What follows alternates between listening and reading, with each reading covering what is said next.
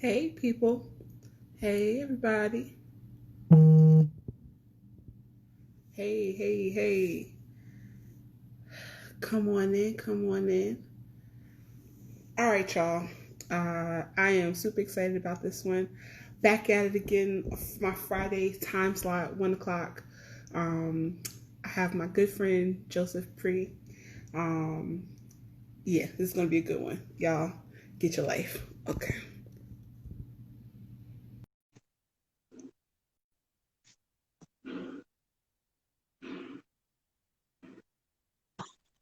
Hey, What's happening? come on, Vista. Come on, outdoor. I catch the views, you know. Beautiful, beautiful. Catch the views out here. I've get Instagram is prolific, so catching these I'm jealous of these views you got posted all the time and just Look, let me your tell new you, life out west. it's clear this week. Last week it was smoky, so Yeah, yeah, I'm taking advantage of this blue sky instead of the that's orange sky. right. Yeah. Well, I want to start off. Thank you for doing this. We've been trying to get this going for a little while. Yes, When we took to Instagram in the midst of COVID, it occurred to me that you had already been sort of using social media and social platforms yes, to sort of get your personality out into the world.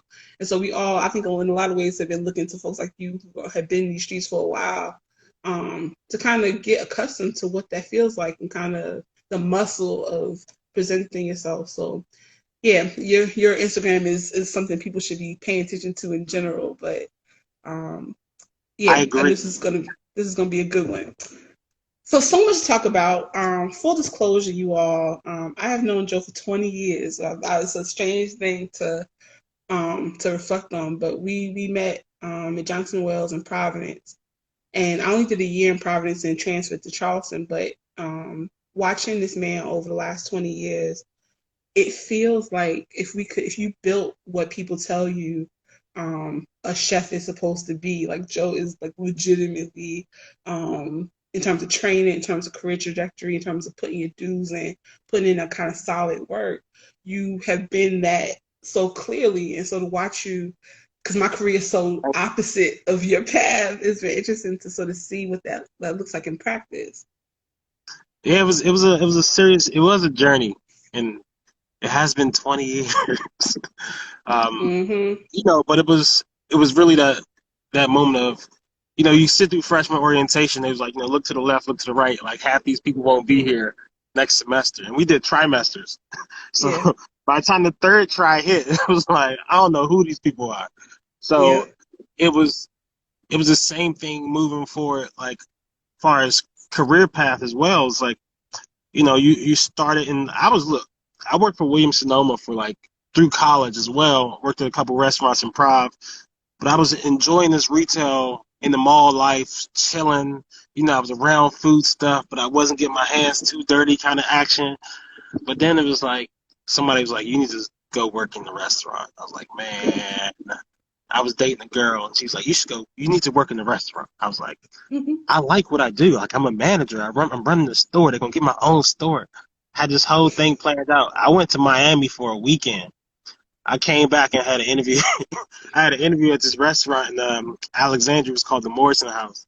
My ex girlfriend had sent my resume out while I was gallivanting through South Beach. So, and that's how I got here.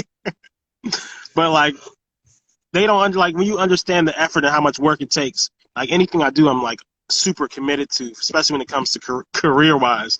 I am like overly committed to. Like, this has been my girlfriend, my side piece, my wife. This whole past 20 years, Yeah. um, because it's for me it's fulfilling to the soul.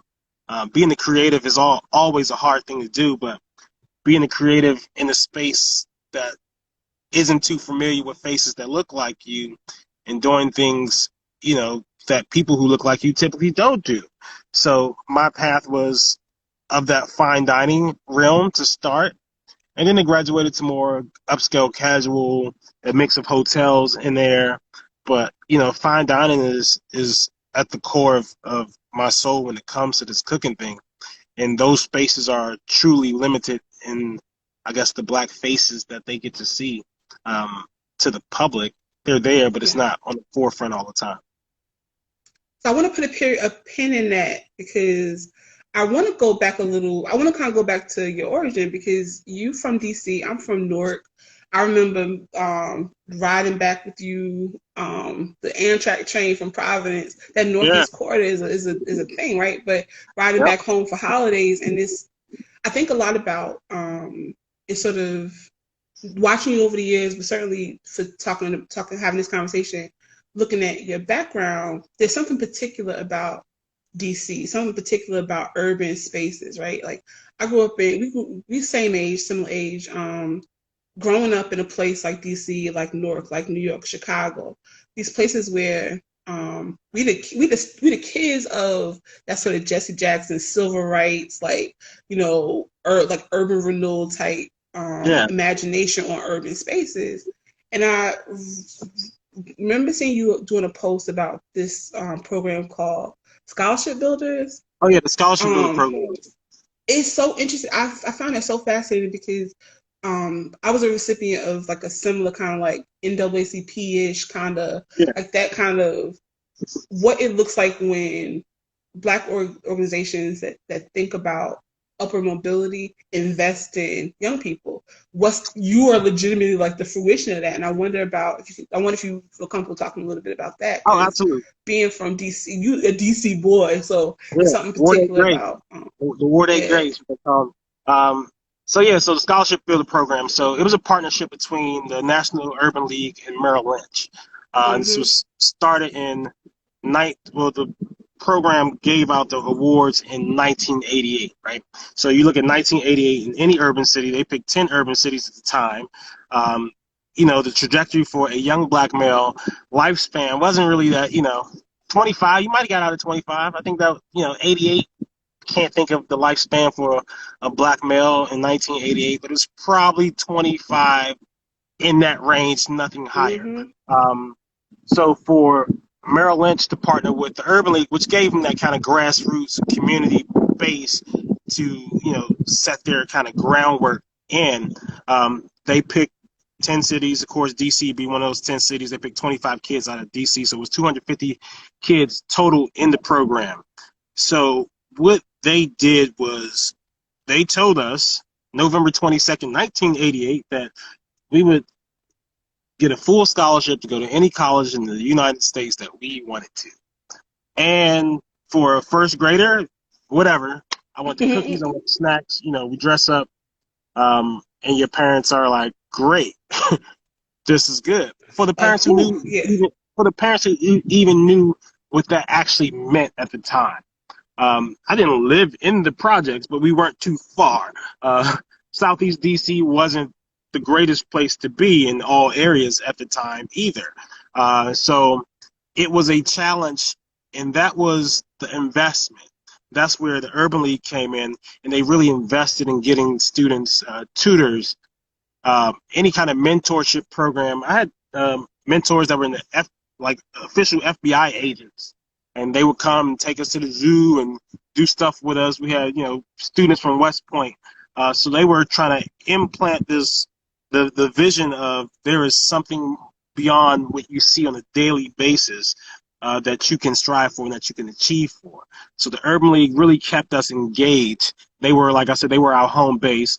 Merrill Lynch was the financial partner in the deal, and they paid out. I think in 2000, I wouldn't say 90% of the program had graduated at the scheduled time in 2000. Overall, I Mm-hmm. think of the 250 kids, I think like 225 received the full scholarships. So I didn't have so when I hear people talk about student debt and all this, like I don't know any like Fannie Mae, Sally Mae, I don't know none of them.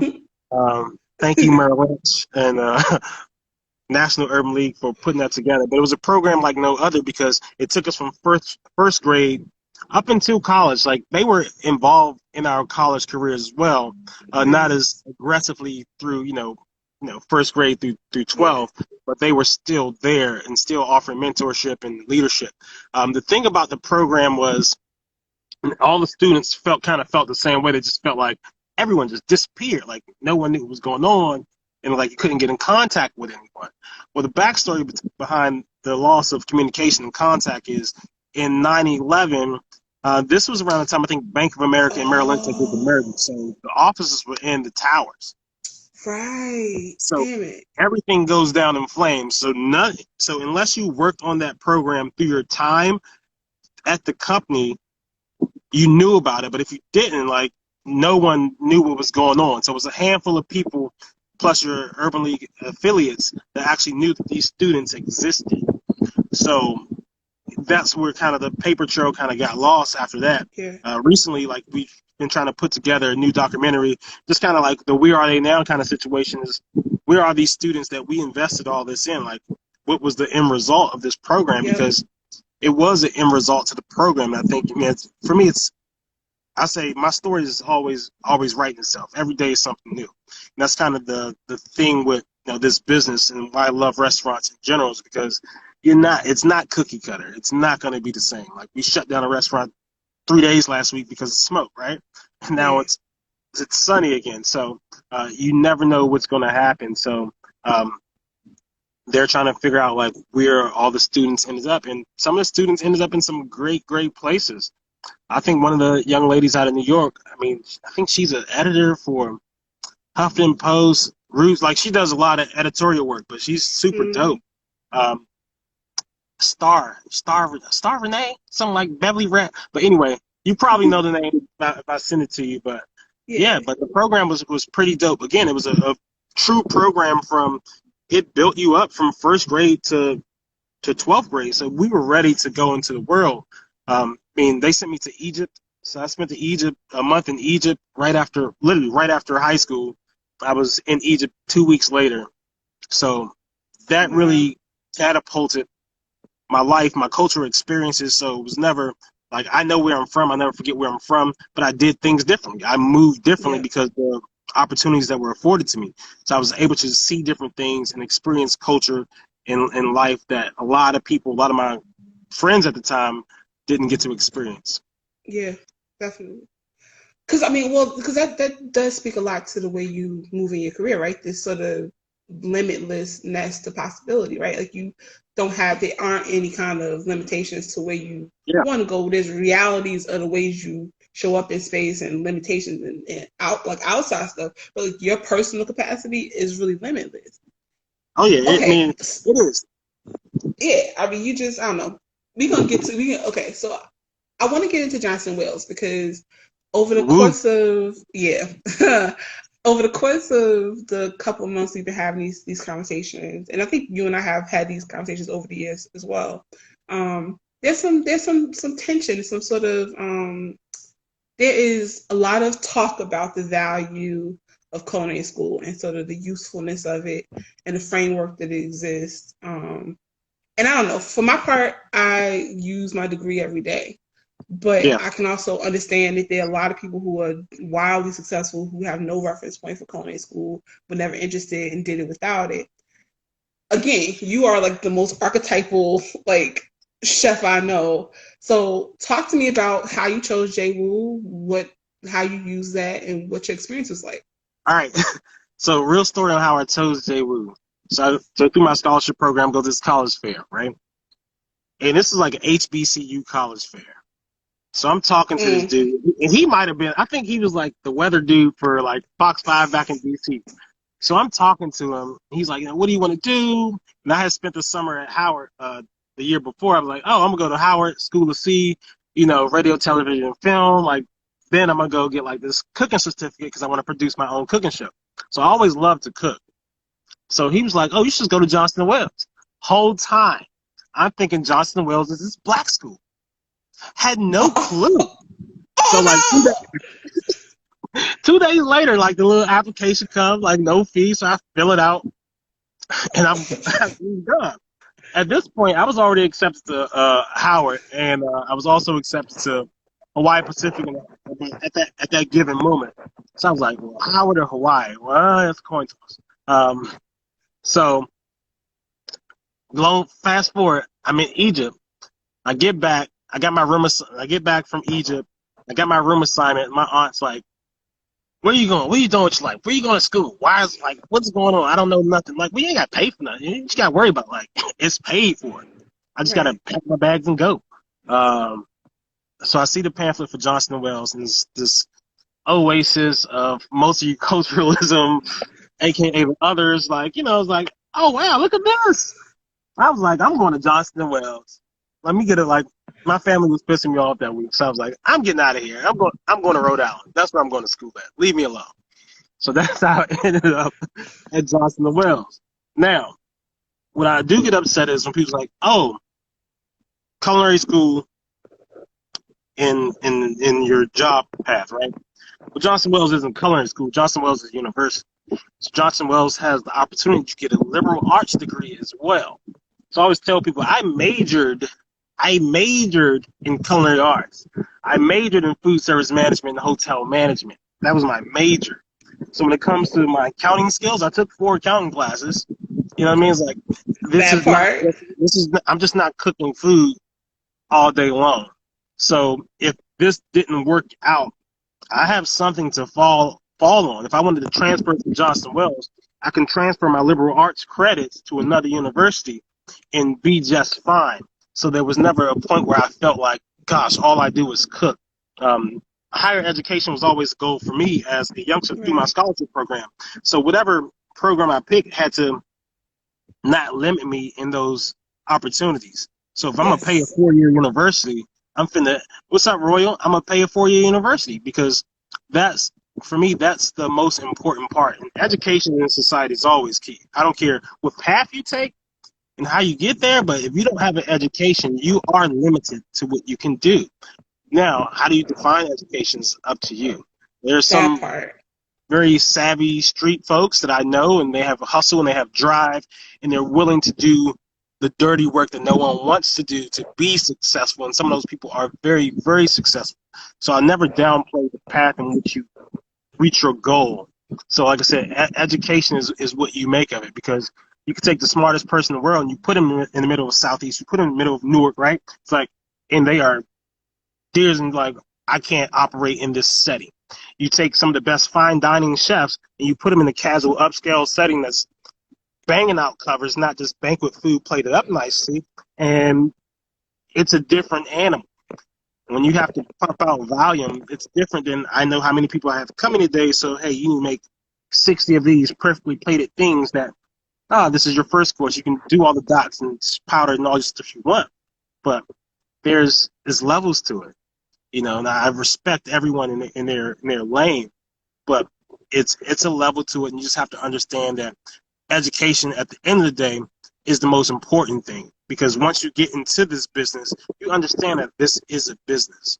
As you get to a chef level, you have to understand that cooking is probably the least of your worries.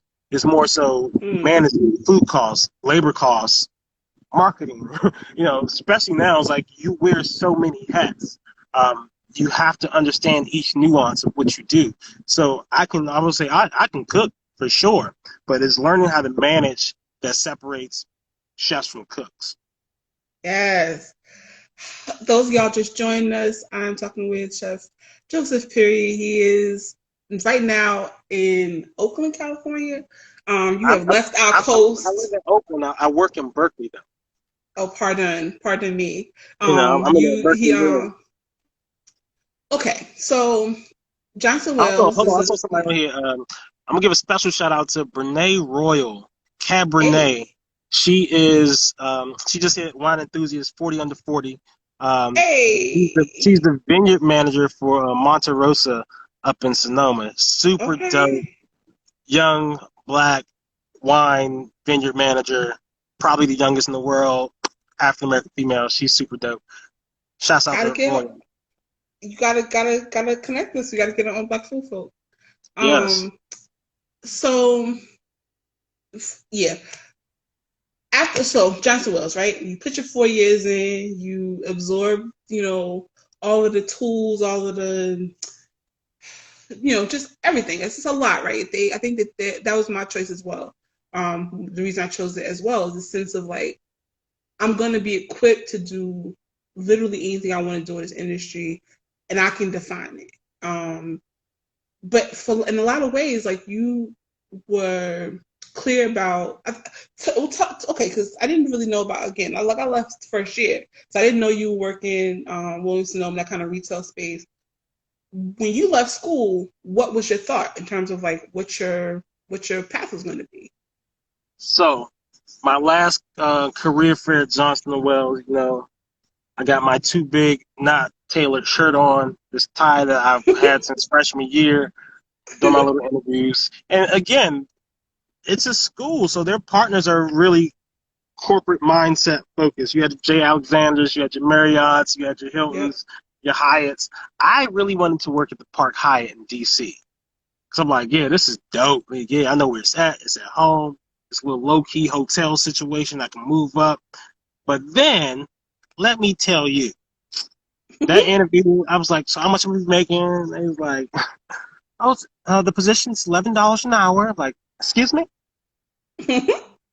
Say the same. I said, I'm graduating. Like, I'm graduating college. Like, I put $110,000 of someone's money into this thing.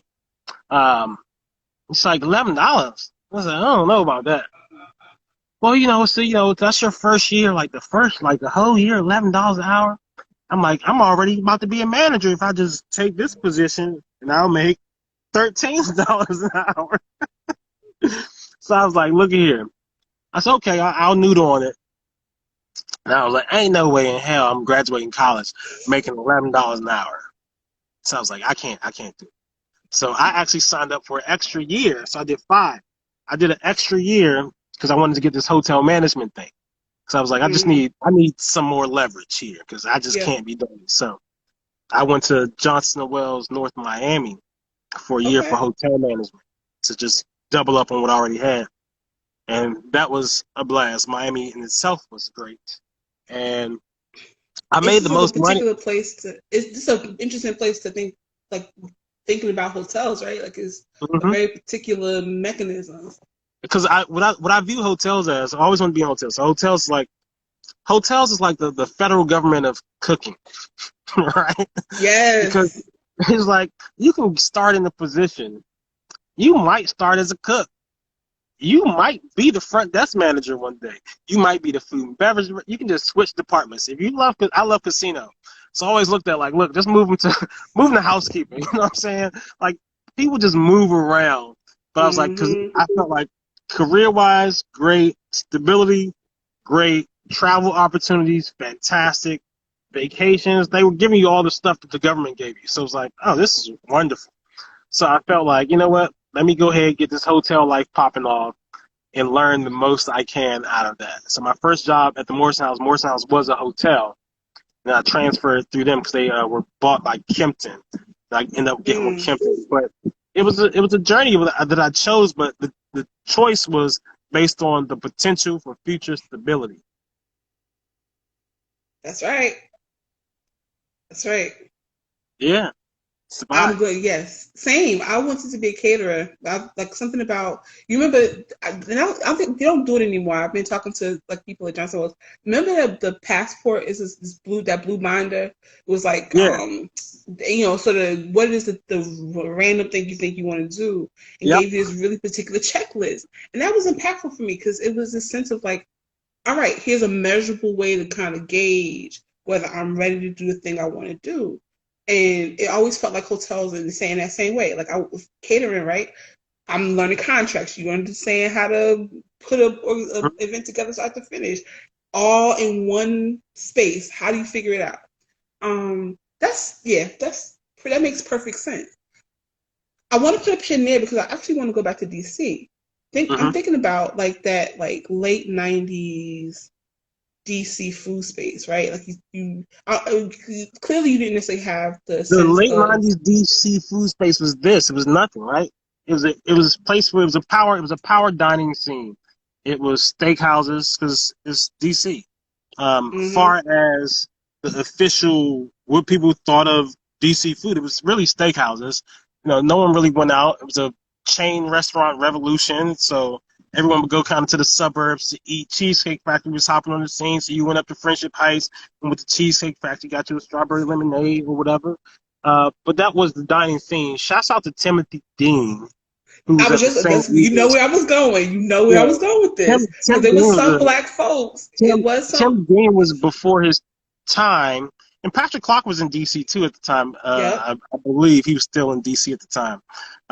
But Tim Dean was this young, hungry, energetic person. He was unapologetic, and that's what made Tim Dean who he is today. And the one thing when people say Tim Dean, like if his name doesn't resonate to you, it's because you probably heard some hate slander stories. But he is an influential person to me simply because OG. one of my OG. mentors. This is my freshman year at JWU, and I think Marcus Samuelson had just got his review in New York, and he was at Aquavit, and it was killer. So of course everybody, oh, you need to go to New York, oh, Marcus. I'm like, all right, I ain't going to New York. So DC, my mentor, she was like, you need to go talk to Tim Dean. I was like, I don't know who that is. Blah blah blah. Like it's not Michelle Richard. It's not Roberta Donna. Like so these like the dudes in DC. Like it wasn't Jeff Boobin. Like it wasn't Bob Kincaid. Like who is Tim Dean? So you look at Tim Dean's story and it's like, oh, young black dude used to have these dreads. He was, he was intimidating at that time for people. So Yep. when people see that, they was like, oh, okay. But his aggression, made people standoffish from him. His Yeah. unapologetic blackness made That people part. stand off from him. But Tim Dean is fucking legend. Like he's legendary. Yes. He doesn't get the dues he deserves. I mean, we had this Nearly whole back enough. and forth thing. This was years ago when the MGM was coming to DC, right?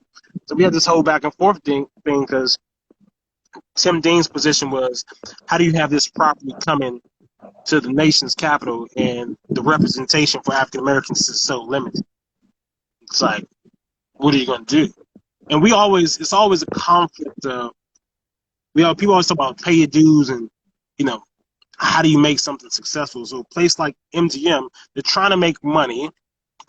So it's like it's a banner, it's a marquee. Like what's going to get someone through your doors to spend their money?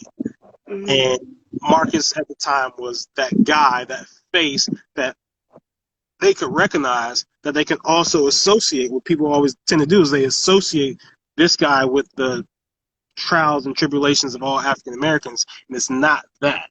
So it's always it's a coin toss on how you want to articulate those moments, but those companies reach out because that's the people in their front office. They don't understand it.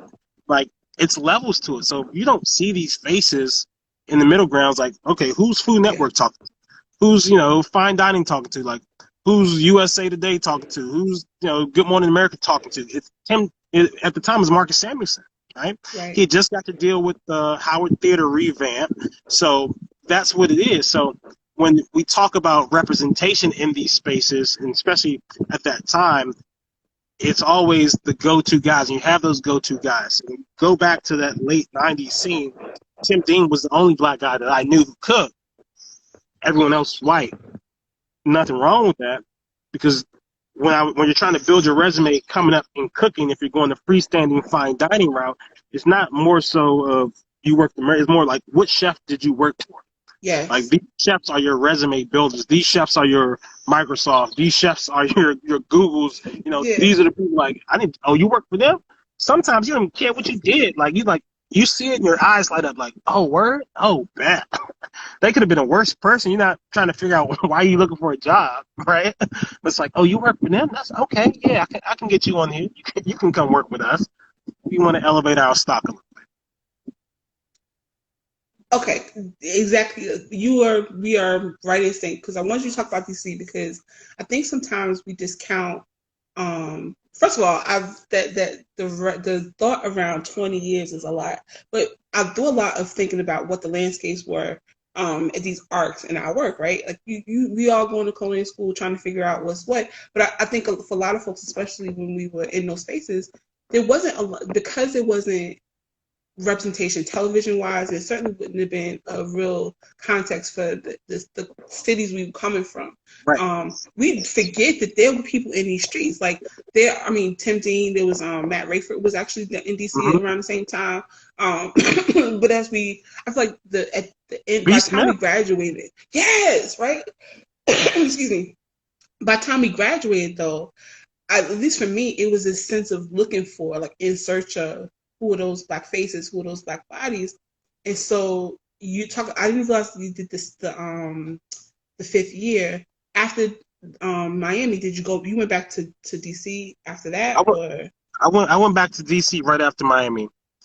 And again, that that path was somewhat of a challenge, but when you look at 2000, Food Network had just became national, yes, right?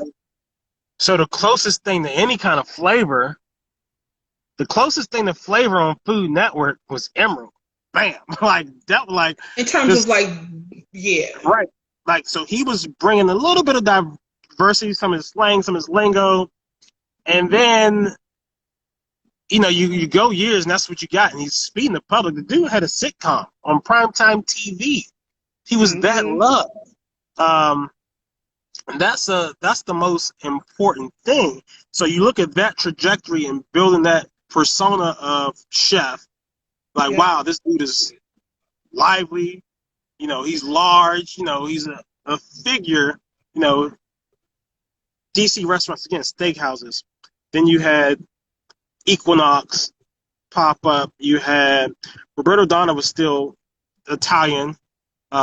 Michelle Richard at Centinel was classic. These were classic restaurants. Jeff Boobin did a fine dining Southern restaurant, Vidalia. James, matter of fact, yeah, he got a James Beard yeah, out of that space. R.J. Cooper got a James Beard out of that space. But I always loved Southern food. People are like, well, how do you do fine dining? I mean, it was the first time I paid $20 for a shrimp and grit. I was like, shrimp and grit, $20? And that's the cost of inflation. Restaurants that people would tell me go to, Georgia Brown's, like, oh, you need to go to Georgia Brown's. It's Southern food, tablecloths, and $20 fried chicken at the time. I was like, this is ridiculous. It's $20 for a piece of fried chicken. Granted, my chicken's like $30, but still, at that time, that $20 to an 18-year-old or 19-year-old was like, you out of your mind, bro. I am going to Popeyes. But it went from that steakhouse to more of these independent restaurants popping up, yep, slowly but surely. DC was still kind of a desert when I was working in Morrison. Morrison House was in Old Town, Alexandria, Virginia, right? So the hottest thing in town was Restaurant Eve, which was Cahal Armstrong's spot. Brilliant chef. Like, I would used to call that shit, this is the French Laundry of the East. Like, it yeah, was that dope. The kitchen was a box, but the food he put out, the drinks that Todd Thrasher put out, it was just like, yeah, why would I go to DC when I got the best stuff right here in Virginia? And then the shift kind of happened. Then the money kind of went back in DC, the development of these properties. And a lot of people talk about gentrification. There's two sides to every story on gentrification. What was there and what wasn't there. So if you built something that was not there, where no one just happened to be, like it wasn't even livable spaces. It was empty space. And they built centers and stuff like that, and they really rebuilt the city. That's a difference for me. When you go inside these neighborhoods and gut out neighborhoods where people are existing, that's gentrification. A lot of those places still don't have those restaurants that people want to go to, but these restaurants started popping up in alleys. These restaurants started popping up on side streets. It was like it became a journey. It became interesting to do these things. I would say about 2007, I would say the real shift in DC food scene started to truly happen. We had more younger chefs popping up, and people wanted to start working for more younger chefs. They didn't want to work for the old dudes. But then some of the older guys, the chefs before, they started making casual upscale casual concepts. So it took them out of that fine dining space that their clientele base was used to going to, mm-hmm, put them in the casual scene. They can do more seats, but then they have more exposure. And then it's like, okay, cool. Then more restaurants started going that route. So the food landscape in DC changed. And I would say, I mean, it's it's ever changing. And then you had, let's see, 2008 Founding Farmers open, and that was like a monstrosity of a restaurant, but it's great. They did everything from scratch. It was really good. This is the height of the farm to table movement, right?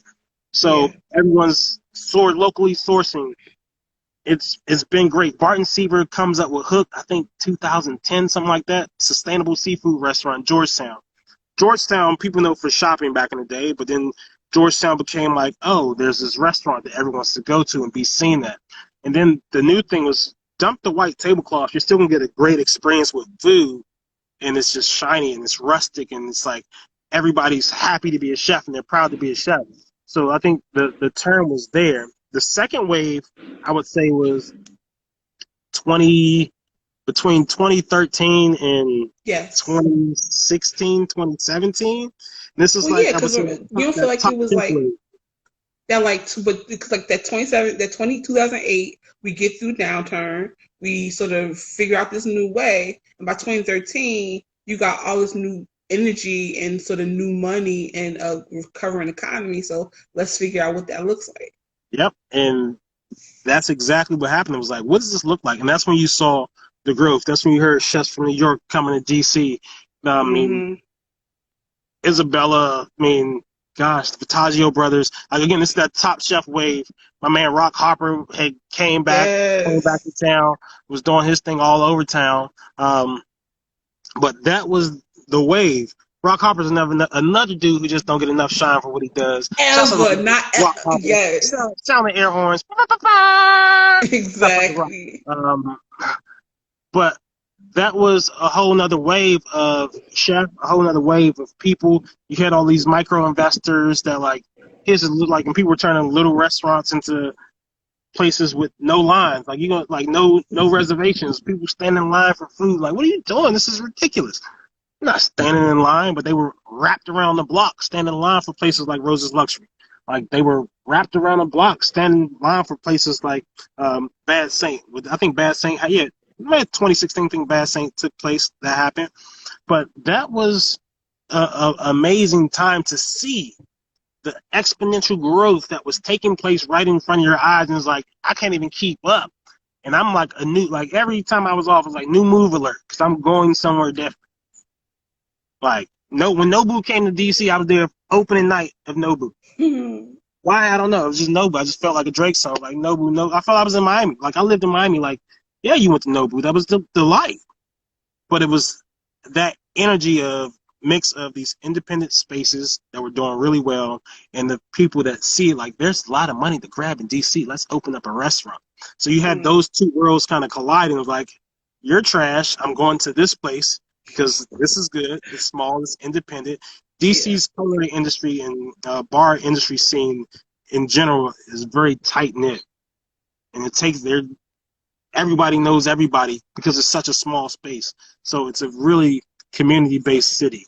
Um, and that's pretty lit. So I love it. So I go now and I watch it and it's like I'm just always amazed by the people who are doing what they do. And if you are in DC, I think it's Black Restaurant Week coming up or Yeah. happening. So get on that. So we're doing pretty good on time, and I want to leave room for people to have questions because you're brilliant, and I'm sure that folks have things they want to ask you.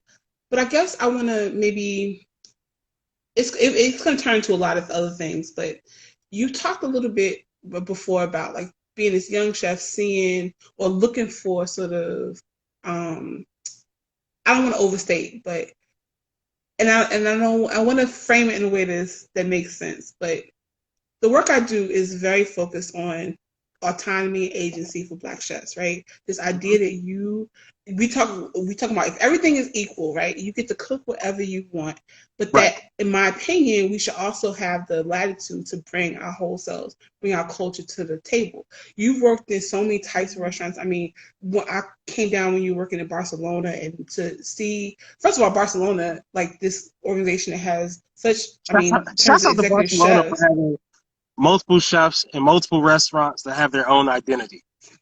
Right. That's critical. But to watch you work through your time there felt so interesting because because there were also a lot of people, the diverse people of color as executive chefs in that brand. But you talking about you bringing your African American background, cooking this sort of Mediterranean Spanish food tapa style, but also all the other influences from where you dine now, what the scene is, and these like all these things you able to sort of bring your whole self to the table.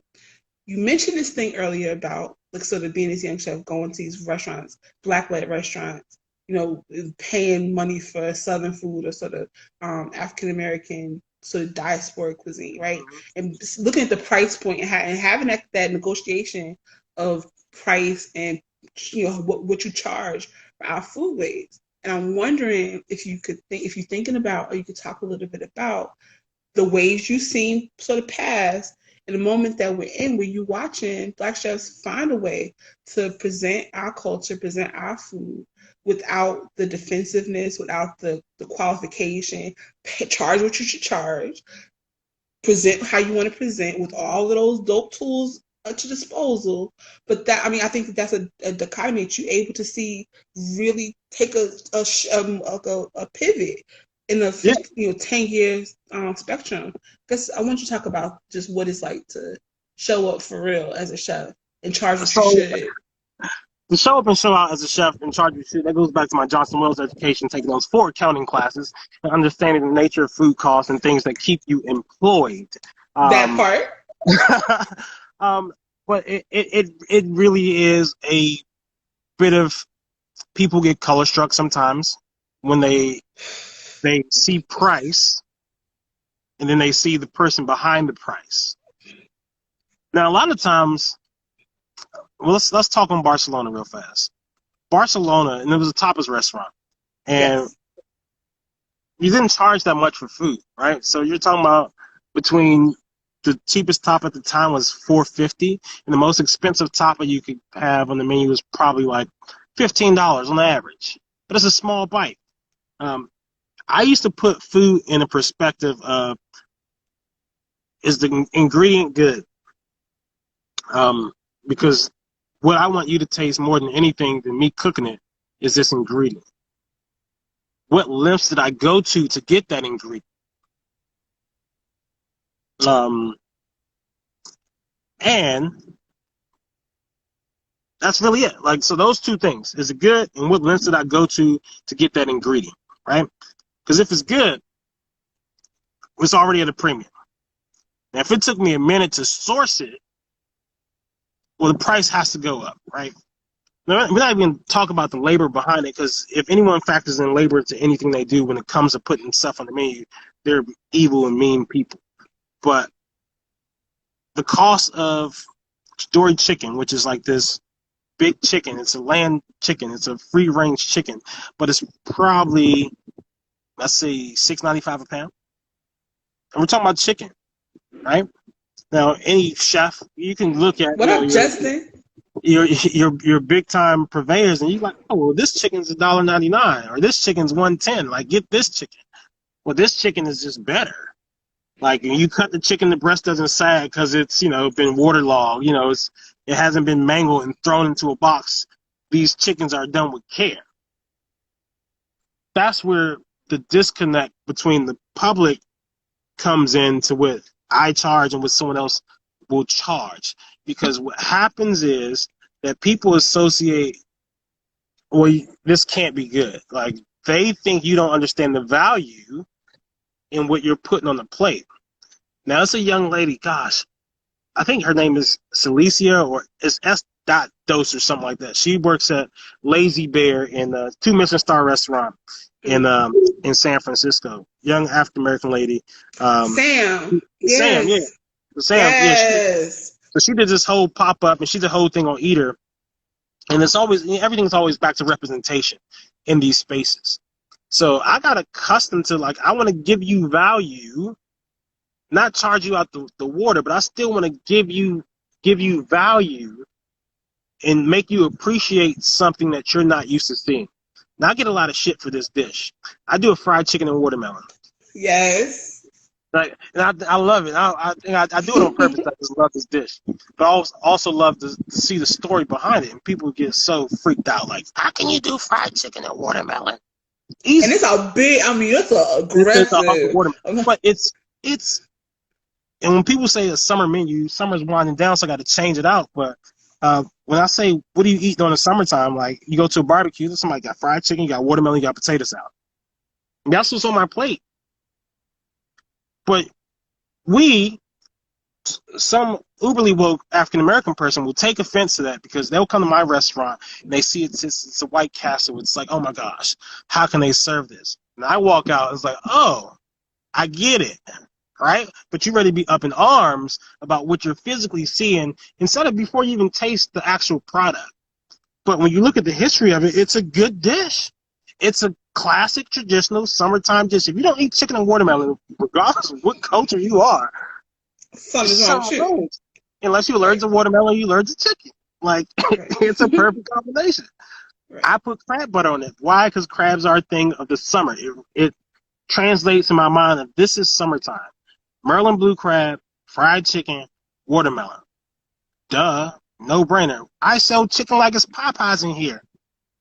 I can't stop selling chicken. It's delicious.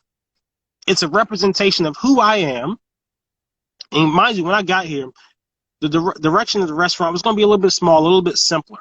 Um, Pandemic times, like, give the people kind of what they want, but it's also something I want. Oh, there's Sam. She just got on here. That's what to say. Yeah, we got. Give the people what they want. And I give the people what they want, but it's what I want to give the people.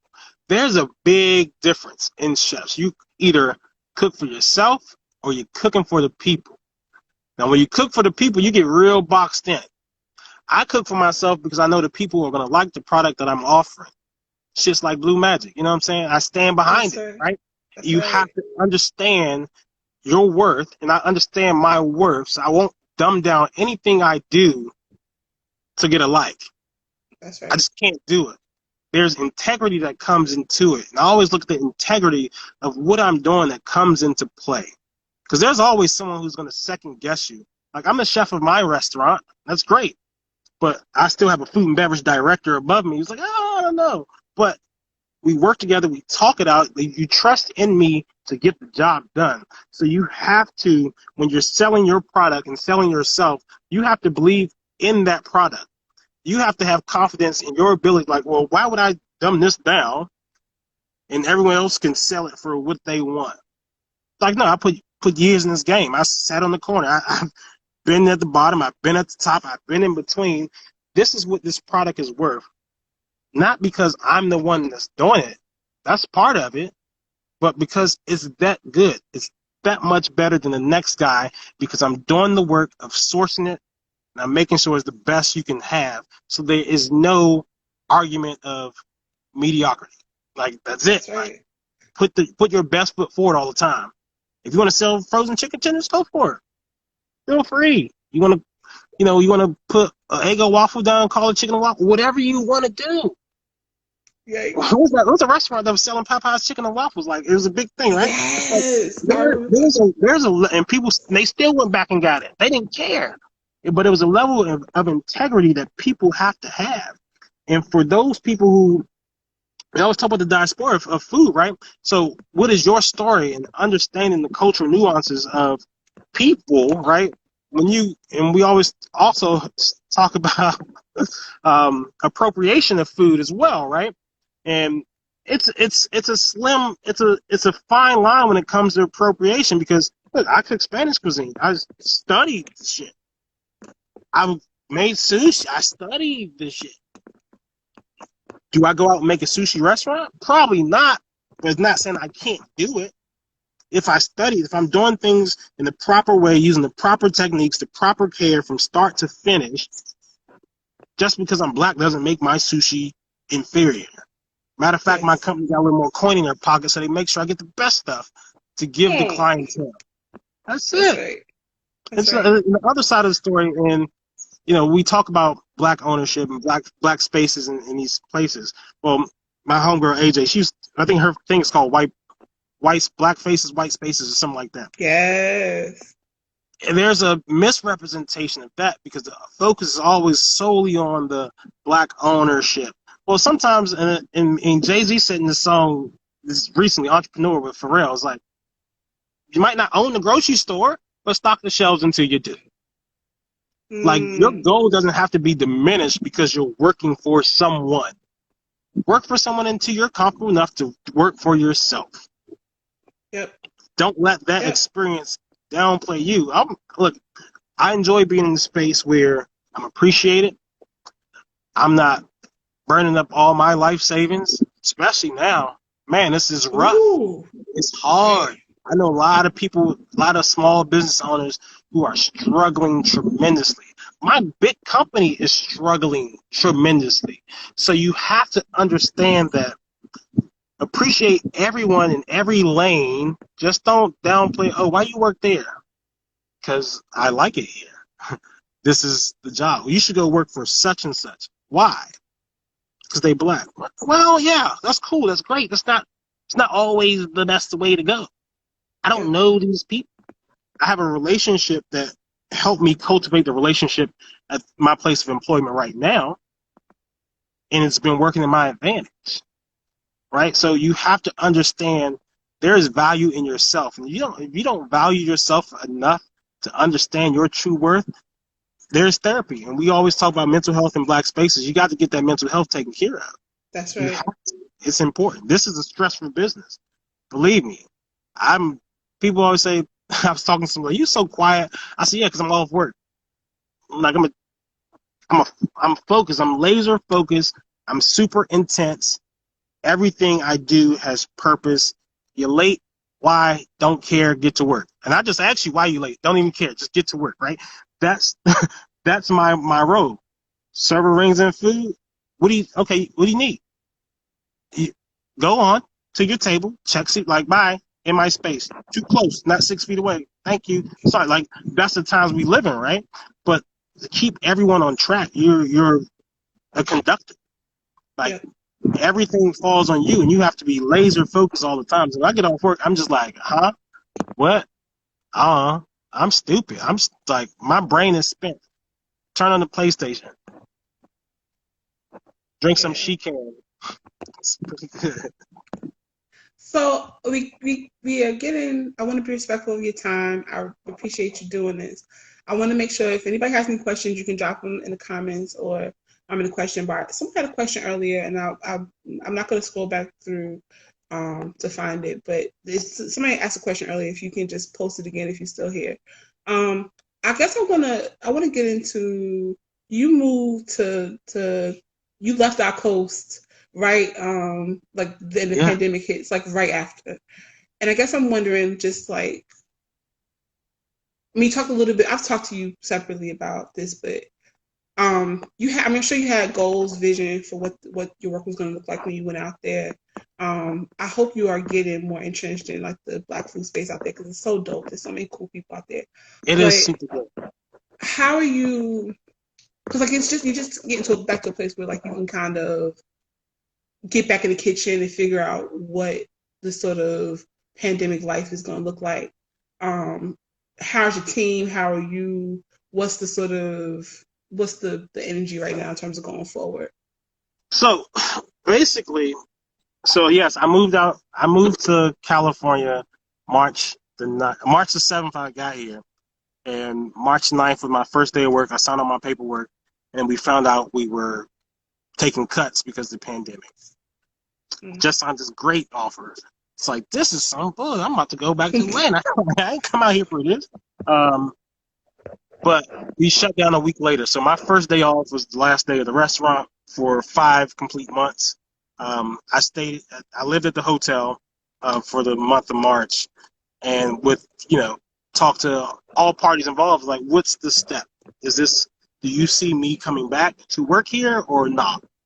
So they was like, no, we want to keep you. We want you on board. I'm like, okay, bet. I'm here for the smoke. So I officially moved to Oakland in April.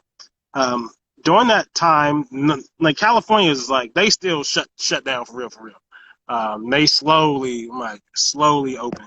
But during that time, I met some folks out here in Oakland. The food scene is pretty good for what was open. I think it reminds me of DC deep down inside. So I feel that when it does open, it's going to be like lit. So I'm not even worried about the afterlife work, but like it's going to be lit out here. What my company did, like we have a small patio. I don't know if you can see it, but we got a little small patio kind of right there. That's Hmm. that's like, and it's really half the size and everything 6 foot distance. But that was all we had in the beginning. So this little space I'm sitting in, we call this the Tesla Lounge. Hopefully Elon Musk is watching and can give us a Tesla or two to hold on. So we built this, right? So we got these little fire pits. So we built these fire pits out. So that's another 12 seats on top of the 20 up there. And over there, we call that the bungalow. So we got like 36, 40 seats over there. They built that tent out. We got this little lawn space in the back. So they put the investment in to make it worth everyone's while to be back to work. Yeah. Like, because no one can survive off 6 patio seats. No one can do that. So yesterday was our 1 month mark. So as of yesterday, we finished with 115 covers on limited capacity. A restaurant normally seats 153 total. The patio used to seat about 70 on the patio. So we see 20 on the patio now. We see 40 out here. We got 12 right here. We got a couple other random chairs. We might even build another tent. We're not even sure. But maxed out so far, our maximum covers, we did 199 covers on a Saturday night. That's pretty much as close to normal as we can operate, and that's a pretty Right. damn good day.